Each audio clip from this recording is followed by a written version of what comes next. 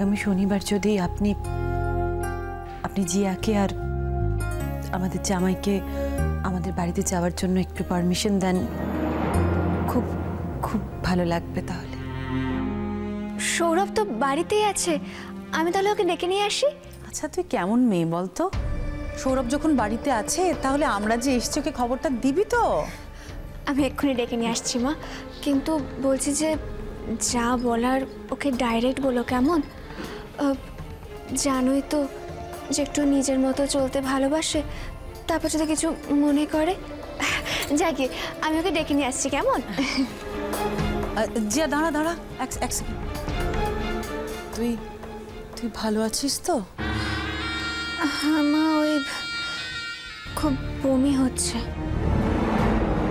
হো হো, আরে বাবা প্রথম ওরকম একটু হয়, ও 3-4 মাসের ব্যাপার, দেখবি পরে সব ঠিক হয়ে যাবে।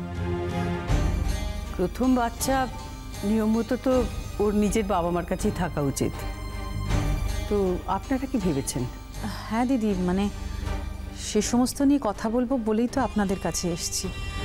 দেখুন, আমরা তো এখন সব কিছুই মিটমাট করে নিতে চাইছি,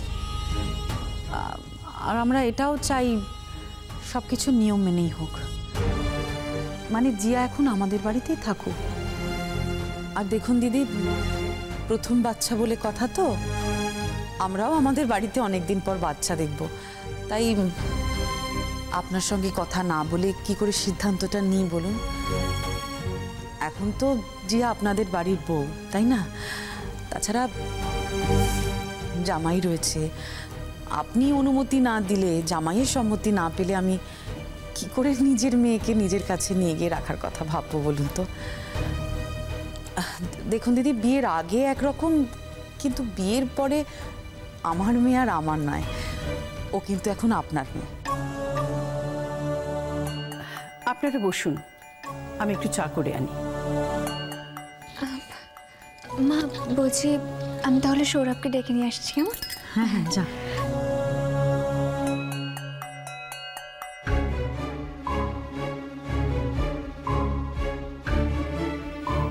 কাকিমণি, আমার মনে হয় আমি যতটুকু যা করার ছিল করেছি। এবার তাহলে আমি যাই।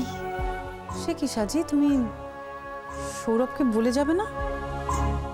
না বলে ও যদি মাইন্ড করে তাহলে? আচ্ছা সাজি, তুমি তো সব জানো, আসলে সৌরভ তোমাকে ফেস করতে ভয় পাচ্ছে।